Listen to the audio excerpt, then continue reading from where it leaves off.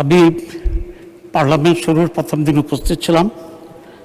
এরপরে আমার পায়ে একটা অপারেশন হয়েছে, যেটার জন্য ডাক্তার। মাননীয় উপনেতা, আপনি বসেও বলতে পারেন, যদি অসুস্থ বোধ করেন আপনি বসেও বলতে পারেন। ঠিক আছে, আমি ট্রাই করি, তখন দরকার নেই করবো। সেই জন্য ফুল বেড রেস্ট দেওয়ার কারণে আমি অনেকটা হসপিটালে ছিলাম, বাকি অধিবেশনের দিনগুলোতে হাজির হতে পারিনি। এবং আমার অবস্থার কথা শুনে অনেকেই সমবেদনা জ্ঞাপন করেছেন, দেখতে গেছেন এবং দোয়া করেছেন দেশবাসী। এই জন্য আপনার মাধ্যমে আমি সকলের প্রতি কৃতজ্ঞতা জানাচ্ছি। মাননীয় স্পিকার, আজকে দীর্ঘ সময় ধরে আলোচনা শুনেছি এবং গত কয়েকদিনের আলোচনাও খানিকটা ফলো করার চেষ্টা করেছি হসপিটাল বেডে থেকেই। আমার কাছে একটা বিষয় মনে হচ্ছিল আজকের আলোচনা শুনে, যে আজকে যারা সরকারি দলের বেঞ্চে আছেন তারা বোধহয় আওয়ামী লীগ থেকে, আর আমরা এদিকে যারা আছি তারা বোধহয় জামাত বিএনপি সংসদ সদস্য। কারণ হচ্ছে, আওয়ামী লীগ যখন ক্ষমতায় ছিল, আমরা বিরোধী দলে ছিলাম, তখন আওয়ামী লীগ যে ভাষায়, যে ভঙ্গিতে, যে স্পিরিটে যে বিষয়ে জামাতের বিরুদ্ধে বলতো এবং কন্ডেম করত, ঠিক আজকে সরকারি দলের ওই সাইড থেকে একই ধরনের আচরণ আমরা লক্ষ্য করছি। দীর্ঘ সংগ্রাম, আন্দোলন, জীবনদানের কথা তো এখানে সকলেই বলছেন বারবার, এবং এটাই সত্য ছিল যে অনেক জীবন রক্তের বিনিময়ে আজকের এই অবস্থা আমরা আসতে পেরেছি। এবং এই সংগ্রামে বিএনপি, জামাত, অন্যান্য দলগুলো আওয়ামী লীগের বিরুদ্ধে সমভাবেই সংগ্রামে আমরা একত্রিত ছিলাম। যেমন আজকে মাননীয় সেক্রেটারি জেনারেল আছেন বিএনপি, উনি আজকে আমাদের দলীয় নেতা এবং আমির জামাত ছিলেন। তারা সকলে অনেক সময় গোপনে একই গাড়িতে চড়ে ঘুরে ঘুরে আওয়ামী লীগ বিরোধী আন্দোলনে কর্মকৌশল ঠিক করেছিলেন এবং প্রোগ্রাম ঠিক করেছিলেন। কিন্তু আজকে এটা মনে হচ্ছে যে আমরা বোধহয় সবসময় এক পক্ষে ছিলাম এবং অপর পক্ষে আপনারা ছিলেন, এবং অত্যন্ত উত্তপ্ত একটা সংসদীয় অবস্থা আমরা এখানে দেখতে পাচ্ছি। আন্দোলন সংগ্রামের সময় এই যে 18 মার্চ ছিল ইন্টারিম গভর্নমেন্টের সময়, সে সময় অনেক সিনিয়র নেতৃবৃন্দের সাথে বিএনপির আমার ব্যক্তিগতভাবে বা সাংস্কৃতিক আলোচনা হয়েছে।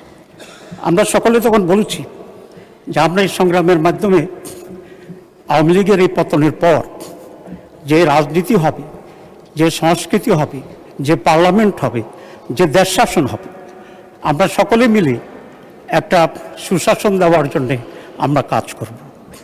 এই পর্যন্ত কিন্তু আমরা পুরোপুরি ঐক্যমতে ছিলাম। কিন্তু নির্বাচনের পরে, সরকার গঠনের পরে আমরা একটি ভিন্ন চিত্র আবার দেখতে পাচ্ছি, যেটা এই জাতিকে হতাশ করবে, আমাদেরকেও রিয়েলি একটা পর্যায়ে হতাশ করবে। কারণ আমরা যেটা দেওয়ার কথা ছিল, যেটা আমরা দিতে পারবো বা দিতে পারতাম, সকলে মিলে আন্ডারস্ট্যান্ডিংয়ের মাধ্যমে একটা ভালো পরিবেশে এরকম একটা হোস্টাইল এনভায়রনমেন্ট যদি তৈরি হয় দিকে, তাহলে সেটা দেওয়া কিন্তু সহজ হবে না। এবং সেরকম একটা ফ্রাজাইল পরিস্থিতিতে দেশের মানুষ যেটা এক্সপেক্ট করে, যে qualitative change in politics, qualitative change in the parliament, এবং qualitative change in our attitude and mentality, এটা অর্জন করতে হলে অনেক সদস্য সরকারি বেঞ্চরা বলেছেন ধৈর্য সহকারে আমাদের এগোতে হবে। আমি এটার সাথে একমত। কিন্তু কথাটা হচ্ছে, এই শুধু পার্লামেন্টে বক্তৃতা দিয়ে এটা অর্জন করা যাবে না। এই জন্য সত্যিকারভাবেই আমাদের মনের পরিবর্তন এবং আমাদের অ্যাটিটিউডের পরিবর্তন দরকার। মাননীয় স্পিকার, আজকে অনেক ওনারা বলেছেন 2/3 পেয়েছেন ওনারা, ওকে, নির্বাচন নিয়ে যদিও অনেক কথা আছে, কিন্তু তারপরে আমাদের মহান নেতা আমির জামাত এই result with some reservation, criticism, আমরা কিন্তু অ্যাকসেপ্ট করে নিয়েছি।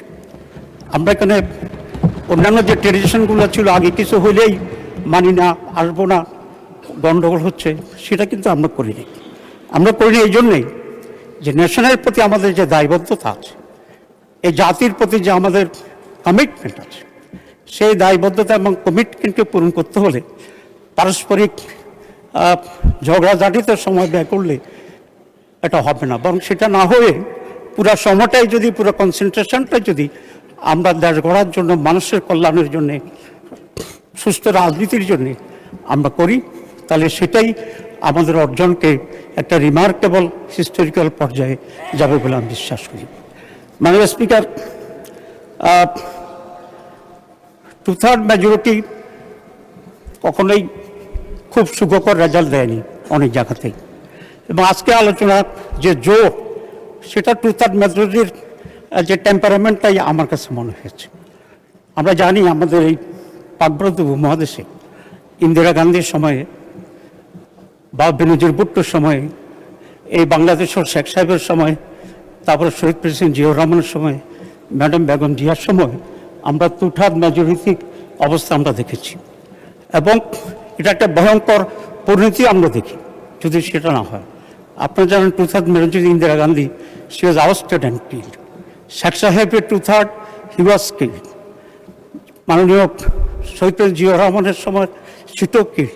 এগুলো আমাদের আতঙ্কিত করে মাননীয় স্পিকার, এবং সেখান থেকে শিক্ষা নিয়েই আমরা চাই যে এই ধরনের কোনো অঘটন বাংলাদেশের জন্য আর কখনো না হতে পারে। এটা কেন হয়?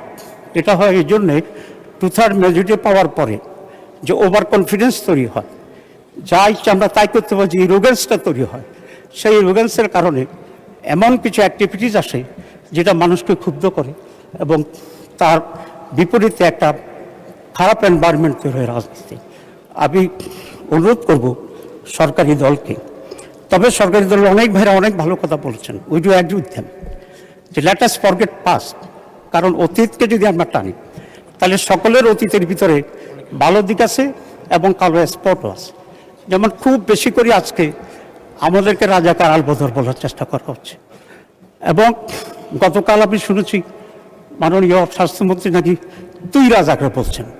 পার্লামেন্টের তুইটা আমার মনে হয় খুবই আনপাল্টারেবল, অসঙ্গত একটি শব্দ। আমি জানি না মাননীয় স্পিকার এটাকে এক্সপান্স করছে কিনা ওনার অথরিটি। এখন সেই জন্যে সরকারি দলের প্রতি, বিশেষ করে মাননীয় প্রধানমন্ত্রী আছেন, ওনার বিগিনিংয়ের যে স্পিচটা ছিল সেটাকে আমার কাছে খুবই ভালো লেগেছে। শুধু একটি শব্দ বোধহয় কি গুপ্ত নাকি একটা বলেছে, এগুলার টুকটাক তার কি উইকনেস আছে বলে যদি আমরা এক্সপোজ করতে চাই, তাহলে আমাদের পারস্পরিক যে রেসপেক্ট এবং কনফিডেন্সটা হবে সেটাতে কিন্তু আবার ঘাটতি হবে। মাননীয় স্পিকার, আজকে মাননীয় অর্থমন্ত্রী জুলাই চার্টারের ব্যাপারে কিছু কথা বলছেন, আমার সময় কম। আসলে জুলাই চার্টার আমরা তৈরি করেছি কয়েক মাস ধরে, 31টা রাজনৈতিক দল একত্রিত হয়ে এই জুলাই চার্টারটা তৈরি করা হয়েছিল, এবং সেখানে বিএনপির পক্ষ থেকেও অত্যন্ত দৃঢ় এবং বলিষ্ঠ ভূমিকা সেখানে রাখা হয়েছে, এবং সেটাকে আমরা সাইন করেছি। কিন্তু পরবর্তীতে যে কতগুলো জিনিস যে দল ক্ষমতা মেজরিটি পাবে তার অনুসারে করবে, এটা কিন্তু আমাদের আলোচনার অংশ ছিল না। দ্যাট ওয়াজ অলসো এই প্রতারণা। এই প্রতারণা কার পক্ষ থেকে হয়েছে এটা নেশনের কাছে আমরা এক্সপোজ করবো ইনশাআল্লাহ। এরপরে সংক্ষেপে আমি যেটা বলতে চাই যে গণভোট, তো গণভোট তো আমরা সকলে মিলে করছি। এটা আসছে অলরেডি যে আমাদের মাননীয় প্রধানমন্ত্রী গণভোটের পক্ষে কথা বলেছেন। গণভোটের আপনারা ভূমিকা নিচ্ছেন কীভাবে আমি বলি। প্রথম হচ্ছে, আমরা চেয়েছিলাম যে গণভোট এবং জাতীয় নির্বাচন আলাদাভাবে হোক, আগে গণভোট হয়ে যাবে পরে জাতীয় নির্বাচন হবে। কিন্তু বিএনপির পক্ষ থেকে খুব স্ট্রংলি তারা বলছেন যে গণভোট এবং জাতীয় নির্বাচন একসাথে হতে হবে, এবং আপনাদের দাবির পক্ষেতেই আমাদের নারাজির পরও গণভোট এবং জাতীয় নির্বাচন একসাথে হয়েছে। তো আপনি এখন বলছেন যে এটা জায়েজ হয়নি। তো জায়েজ তো যদি এখন না হয়, আগেও না জায়েজ ছিল, আগেও অবৈধ ছিল, আগেও অসাংগঠনিক ছিল। তো সেটার পক্ষে আপনাদের সকলের বক্তব্য আছে, আমি পত্রিকায় কাটিং আছে পেশ করার সময় পাবো না। এবং গণভোট যদি কোনোভাবে আলাদা হতে না পারে, এই ব্যাপারে আপনাদের অনেক তৎপরতা ছিল, আমাদের আন্দোলন ছিল, আমরা সংগ্রাম করেছিলাম সেদিনও যে যাতে করে আলাদা হয়। যদি আলাদা সেদিন হতো তাহলে কিন্তু আপনাদের এই চান্স নিয়ে সুযোগ নিয়ে এই বিভ্রান্তি তৈরি করার কোনো সুযোগ হতো না। মাননীয় স্পিকার, আপনি জানেন যে হিটলারের সময় একটা গণভোট হয়েছিল, হিটলার সেটাকে অ্যাকসেপ্ট করে। আর আমাদের এই উপমহাদেশে একটা গণভোট হয়েছিল কাশ্মীর ইস্যুতে, সেই কাশ্মীর ইস্যুর গণভোটও ইন্দিরা গান্ধীর পিতা জওহরলাল নেহরু অ্যাকসেপ্ট করে নাই, এবং সেই অ্যাকসেপ্ট না করার কারণে আজও কাশ্মীরের সেই সমস্যার সমাধান হয়নি, এবং শত শত হাজার হাজার মানুষ এখনও মৃত্যুবরণ করছে, এখনও তাদেরকে স্বাধীনতা সংগ্রামে লড়াই করতে হচ্ছে। সুতরাং আমি মনে করি যে দেশের জন্য কল্যাণকর যেটা মেজরিটি 2/3 ভিত্তিতে যদি আপনারা যেটাই আপনাদের ইচ্ছা হবে যা ইচ্ছা তাই করতে থাকেন, তাহলে এই দেশ আবার পিছিয়ে যাবে, এবং আমরা যে একটা সুস্থ রাজনীতি এবং সুস্থ পার্লামেন্ট চাই সেটা অর্জন করা কিন্তু সহজ হবে না এবং ব্যাহত হবে। আমি খুব শর্টলি দু একটা ভুল তথ্য যেটা আজকে অনেকে দিয়েছেন সেই ব্যাপারে কথা বলতে চাচ্ছি। প্রথম হচ্ছে, আমরা জামাত ইসলামী পাকিস্তানের বিরোধী ছিল বলে যে তথ্য আসছে, এটা একেবারেই অসত্য তথ্য।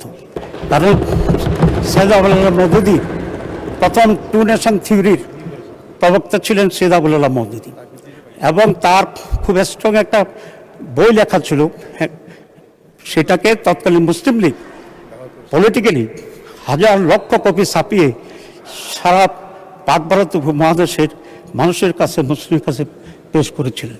এবং পাকিস্তান স্বাধীন হওয়ার পরপরেই উনি কিন্তু পাকিস্তানে মাইগ্রেট করেছেন। উনি যে কথাটা বলেছিলেন সেটা না বোঝার কারণে কেউ বিভ্রান্ত তৈরি করছে। উনি বলেছিলেন যে ইসলাম প্রতিষ্ঠার জন্যে একটি স্বাধীন ভূখণ্ড দরকার। উনি পাকিস্তানের পক্ষে কথা বলছেন। তবে উনি বলেছিলেন যে সমস্ত নেতৃত্বের মাধ্যমে আন্দোলন চলছে, এই নেতৃত্বের পক্ষে একটি ইসলামী রাষ্ট্র কায়েম করা সম্ভব হবে কিনা এই ব্যাপারে উনি তার ডাউটের কথা উনি পেশ করেছিলেন। তো দুটা তো টোটালি ডিফারেন্ট জিনিস, কিন্তু যারা এটাকে বাজেভাবে ইউজ করে কন্ডেম করতে চায় তারাই এই সত্যটিকে অন্যভাবে তারা পেশ করতে চাচ্ছে। He was totally in favour of Pakistan. এবং একজন ভাই এখানে বললেন যে উনি 47-এ বিশ্বাস করেন না। তো উনি যদি 47-এ বিশ্বাস না করেন তাহলে বাংলাদেশ কীভাবে হইত? কারণ বাংলাদেশ এবং ইস্ট পাকিস্তান, ওয়েস্ট পাকিস্তান মিলেই তো 47 স্বাধীন বাংলাদেশ, এবং সেখান থেকে তো আবার আমরা স্বাধীনতা সংগ্রাম করে আমরা বাংলাদেশ করেছি। অবশ্য ওনার এই চিন্তা, ওনার এই বক্তব্য ওনার চিন্তার সাথে একরকম, কারণ ওনারা আসলে পাকিস্তানও চান নাই, বাংলাদেশও পরবর্তী পর্যায়ে তারা কীভাবে নিয়েছেন জানি না, কারণ তারা এক ইন্ডিয়া চেয়েছিলেন। এবারও যখন সংগ্রাম চলছিল ওনারা কিন্তু আশ্রয় নিয়েছেন, ইন্ডিয়াতে গিয়ে সংগ্রাম করেন নাই। তো উনি বলছেন যে হাসিনার কারাগার উনি যেতে চান, এই জন্য ভারত পালাই গেছেন। তো সেটা ওনার ব্যাপার, আমি খুব ক্রিটিসাইজ করতে চাই না। সুতরাং অরিজিনালি যারা ভারতপন্থী, অরিজিনালি যারা ভারতের অধীনস্থ একটি বাংলাদেশ দেখতে চায়, তাদের চিন্তার ভিতরে এ সমস্ত জিনিস আসতে পারে, এবং সেই চিন্তার প্রতিফলন যে বক্তব্য যদি আসে আমরা তো আশ্চর্য হওয়ার মতো কিছু মনে করি না। মাননীয় আরেকজন সদস্য ভাই বলেছেন যে আমরা ম্যাডাম যখন জেলে ছিল 52 রাত অত্যাচার হয়েছে, জামাত কোনো বিবৃতি দেয়নি। এটা একেবারে অসত্য কথা। আমরা বারবার বিবৃতি দিয়েছি, সব ইস্যুতে আমরা বক্তৃতা, শুধু বক্তৃতা নয়, আমরা ওনার মুক্তির জন্য মিছিলও করেছি এই রাজপথে। এখন আমি আশা করব যেসব লোকেরা এইসব তথ্য দিচ্ছেন তারা আরেকটু কষ্ট করে বিভিন্ন রেকর্ডে যেটা আছে সেই তথ্যটা ওনার জেনে নেবেন। প্রত্যেকটা ইস্যুতে যেমন অনেক সময় বিএনপিও আমাদের পক্ষে বক্তব্য দিয়েছেন, আবার অনেক সময় দেন নাই। যেমন আব্দুল কাদের মোল্লাকে যেদিন ফাঁসির অর্ডার হয়েছিল সেদিন আমি রাত্রে 10টার দিকে ম্যাডামের বাসায় গিয়েছিলাম একটা রিকোয়েস্ট করার জন্য, এবং সেখানে আমার সাথে আজকের বিএনপির মাননীয় সেক্রেটারি জেনারেলও দেখা হয়েছিল। ওনার শোনা আছে কিনা আমি জানি না। ঠিক আপনি জেলে ছিলেন? না না, ওই দিন রাত্রে আপনার সাথে মোশাররফ ভাইয়ের সাথে, মোশাররফ ভাই আসছেন কিনা, কারণ একটা বিদেশি যে একজন লিডার আসছিল নেগোসিয়েট করতে, সেখান থেকে মিটিং করে ওনার বাসা আসছিলেন, আমি এর আগে ওখানে উপস্থিত ছিলাম। How but that's nothing so important. আমরা সেদিন আমি গিয়েছিলাম জামাতের পক্ষ থেকে যে আব্দুল কাদের মোল্লার ইস্যুতে একটা স্টেটমেন্ট দেওয়ার জন্য। ম্যাডাম বলেছিলেন যে ঠিক আছে আমরা আলোচনা করে দেবো, পড়ার দেওয়া হয়নি। তো সেটা এলিগেশন না, কারণ madam has a lot of sympathy for Jamaat Islam, এবং আমাদের জন্য আমাদের পক্ষে উনি অনেক ডাইরেক্ট কথা বলেছেন। উনি নিজামী সাহেবদের ফাঁসির ব্যাপারে কথা বলেছেন। আমরা এই জন্য ওনার প্রতি গ্রেটফুল এবং রেসপেক্টফুল। আমি একটা পার্টিকুলার ইস্যুতে শহীদের কথা বলেছিলাম, কারণ এটা আমরা তখনও চাই, এখনও চাই যে যেহেতু এখন আমরা ভিন্নভাবে নির্বাচন করেছি, আমরা তো নির্বাচন তো একসাথে করেছিলাম, সুতরাং যারা মেজরিটি পাবে তার সরকার আছে, আমরা মাইনরিটি আছি, আমরা বিরোধী দলে আছি, এতে তো কোনো সমস্যা নেই। কারণ দেশের পলিসির ব্যাপারে যদি আমাদের ডিফারেন্স থাকে সেখানে আমরা কন্ট্রাডিক্ট করব, কিন্তু দলে দলে আবার কন্ট্রাডিকশান আসা, এগুলো তো পরিবেশকে আমি মনে করি কনজেনিয়াল রাখবে না, এবং দেশ ক্ষতিগ্রস্ত হবে, আমরাও ক্ষতিগ্রস্ত বলে আমি এটা মনে করি। এরপরে খুব সহজে বলছে, আমাদের মাননীয় অর্থমন্ত্রী বলছেন যে কোনো দলের ব্যাংকও আছে। আসলে জামাত ইসলামীর এরকম কোনো ব্যাংক নাই। এক, দুই, ইসলামী ব্যাংক জামাতের আজকে আমরা যারা এমপি আছি এর ভিতরে কেউ জামাত ইসলামী ব্যাংকের কোনো ডিরেক্টর নাই। তিন, ইসলামী ব্যাংকের আমাদের যারা এখানে আছে তাদের কোনো ঋণ অ্যাডজাস্টমেন্টও করে কন্ডিয়েট হয় নাই, এবং এখানে আমরা সেরকম ঋণ শিডিউল আমরা করি। সেগুলো এসব তথ্যগুলো আমার মনে হয় মাননীয় অর্থমন্ত্রী একজন অত্যন্ত বিজ্ঞ সম্মানীয় মানুষ, উনি হয়তো শুনে বলেছেন। তা আমি আশা করব উনি যদি অর্থমন্ত্রী, উনি এখন রেকর্ডটা নিয়ে আগামী সংসদে যদি বলেন তাহলে আমি খুশি হব। এবং ইসলামী ব্যাংক কতিপয় সৎ উদ্যোগী মানুষের ফসল ছিল, এবং অল্প সময় ইসলামী ব্যাংক সারা এশিয়ার বেসরকারি খাতের 1 নম্বর ব্যাংক হয়েছে কয়েকবার। সুতরাং কোনো ভালো মানুষেরা যদি কোনো ব্যাংক তৈরি করে সারা আমাদের অর্থনীতিতে একটা ফ্লো দিতে পারেন, লাভবান করতে পারেন, এবং ইসলামী ব্যাংকের সফলতাটা এমন পর্যায়ে ছিল যেগুলা সুদী ব্যাংক এখনও আছে। অধিকাংশ ব্যাংকে একটা বক্স ইসলামী ব্যাংকিং সিস্টেমের কাউন্টার তৈরি করেছে। So that is the history of success. এতে আমাদের কোনো আপত্তি নাই যদি আপনি এটা বলেন যে ইসলামী ব্যাংকের পরিচালনার ক্ষেত্রে আমাদের ভূমিকা আছে, এটা আমরাও করতে পারি, কারণ it gives a very positive result in banking sector. এখন এটার কারণটা কি? কারণ হচ্ছে জামাত গুড ম্যানেজমেন্ট, সততা, এফিসিয়েন্সি, রাষ্ট্র পরিচালনায় হোক বা কোনো প্রতিষ্ঠান পরিচালনায় হোক, এটাতে বিশ্বাস করে। আর তিনটার জন্য যদি একসাথ হয়, এফিসিয়েন্সি থাকে, সততা থাকে এবং পরিশ্রম করে, তাহলে যে কোনো প্রতিষ্ঠানে গ্রো করবে, এটা আমরা চাই। আজকে সরকারি দল এই তিনটি বিষয়কে এনশিওর করে যদি বাংলাদেশকে উন্নতির দিকে নিয়ে যেতে পারেন, আমরা অবশ্যই ওয়েলকাম করবে, মানুষ ওয়েলকাম করবে, এবং এটা সকলের জন্য কল্যাণকর। সুতরাং আমরা ওইদিকে অগ্রসর হই। রাজাকার আলবরদের কথা বলছেন, this are very dead issue. কেন বলছি? আজকে আমরা এখানে বসে আছি, আমরা তো রাজাকার ছিলাম না, আমরা তো আলবদর ছিলাম না। We are the leadership in Jamaat Islam. যদি আপনি সেভাবে মুক্তিযুদ্ধের কথা বলেন, আমিও একজন শিশু মুক্তিযোদ্ধা। আমার বাড়ি বর্ডারে, বাড়ি একটু বড় ছিল। যারা মাইগ্রেট করতে ইন্ডিয়াতে, তারা প্রথমে সে আমাদের উঠানে ইত্যাদি আশ্রয় নিত, আমাদেরকে কিছু নাস্তা খাওয়াতাম, আর সেনাবাহিনী টহল দিচ্ছে কিনা এটা পাহারা দিতাম। যখন সেনাবাহিনীরা টহল থেকে একটু দূরে থাকতো, আমরা ওদেরকে গাইড করতাম যে তারা যেন ইন্ডিয়া পার হয়ে যেতে পারে। তো সুতরাং ওইভাবে কেউ ওই দাবি করার কোনো কারণ নেই। আর কোন দলেই নাই। শেখ সাহেবের আওয়ামী লীগ যেটা ছিল, যারা সোল দাবি করে, তারা মাওলানা নুরুল ইসলাম সাহেবকে মন্ত্রী করেছে না? তো মাওলানা নুরুল ইসলামের জীবনীতে আমরা জানি শেখ সাহেবেই এটাকে রিকনসাইল করে দিয়েছিলেন, যাদের শাস্তি জবাব দিয়েছিলেন, যাদেরকে মুক্ত করা করে দিয়েছিলেন। শহীদ প্রেসিডেন্ট জিয়াউর রহমান এসে এটাকে আরও বেশি কাউন্সিল করেছেন, কারণ ওনার যে মন্ত্রিসভা, সেই মন্ত্রিসভাতে শাহজিউর রহমান সাহেব ছিল। মাননীয় বিরোধী দলীয় উপনেতা, আপনার সময় শেষ, আপনি 2 মিনিটে কনক্লুড করে দেন, কারণ আজকে সিনিয়র নেতারা বক্তব্য রাখবেন, আজান আছে। 2 মিনিটে শেষ করেন দয়া করে। স্পিকার, 2 মিনিটে শেষ করছি। তো সুতরাং কথা তো অনেক বলতে হচ্ছে ওনাদের বক্তব্যের জবাব দেওয়ার জন্য। হ্যাঁ, তবে আমি শেষ করব, কথা আরও বলা যাবে যদি প্রয়োজন হয়। আপনি দুটা বিষয়ে মাননীয় প্রধানমন্ত্রী আপনার দৃষ্টি আকর্ষণ করতে চাই। 91 সালে জামাত ইসলামিক সহযোগিতায় বিএনপির সরকার গঠন করেছিল। আমাদেরকে মন্ত্রিত্ব দেওয়ার জন্য বলা হয়েছিল, কিন্তু আমরা সেটা গ্রহণ করিনি। অধ্যাপক গোলাম আজম সাহেব, ম্যাডাম, দুইজনের সাথে প্রফেসর গাউসের বাসভবনে মিটিংয়ে সেদিন করছিলাম, এবং সেখান থেকেই লিখিতভাবে বঙ্গভবনে গিয়ে আমাদের নেতৃবৃন্দ বিএনপিকে সমর্থন দেওয়ার কথা ছিল। কিছুদিনের ভিতরেই সমস্যা দেখা গেল ছাত্রদল এবং ছাত্র শিবিরের মাঝে। বিএল কলেজে আমাদের দুইজন ছেলেকে হত্যা করা হলো এবং উত্তেজনা তৈরি হলো। আমি মুশারফ ভাইয়ের বাসায় গিয়েছিলাম, ওনার মনে না থাকতে পারে। ওনাকে আমি বলেছি, স্যার, সারা বাংলাদেশ তো আপনাদের দখলে, আপনারা ক্ষমতা, দুই একটা ক্যাম্পাস যদি বৈধভাবে অন্যরা থাকে, সেখানে জোর করে পিটাপিটি করে ওটাকে দখল করার কি এতই জরুরি আপনাদের জন্য? কিন্তু দেখা গেল যে সেটা অ্যাড্রেস করা হয় নাই। এ করতে করতে পরে দুই দলের ভিতরেই সম্পর্কের হানি ঘটল। 96 আমরা আলাদা ইলেকশন করলাম এবং পরিণতি আমরা সকলে জানি।